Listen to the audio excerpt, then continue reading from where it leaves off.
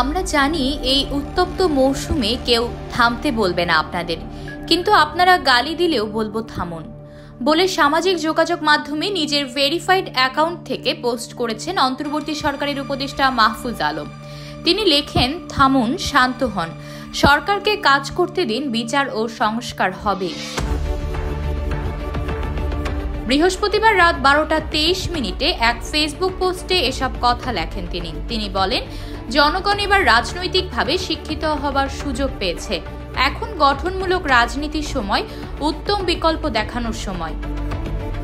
প্রতিরোধের প্রয়োজনেই দরকার নিজেদের প্রশিক্ষিত, প্রাজ্ঞ ও স্থির করে তোলা। মাহফুজ আরও লেখেন, এটি দীর্ঘমেয়াদী লড়াই, প্রস্তুতি নিন, হঠকারিতা করবেন না, অভ্যুত্থানের ফসল নষ্ট করবেন না। শত্রুরা আপনাদের যেভাবে দেখতে ও দেখাতে চায় সে পথে না যাওয়াই এদেশের জন্য ভালো। তিনি বলেন, হাসিনার দিয়ে যাওয়া ট্রমা যেন আপনাদের উপর ছায়া না ফেলে। আমরা একটা নতুন সমাজ ও রাষ্ট্র গড়বই। দীর্ঘ পথ, কিন্তু আমাদের জাতির সামনে আর কোনো বিকল্প নেই।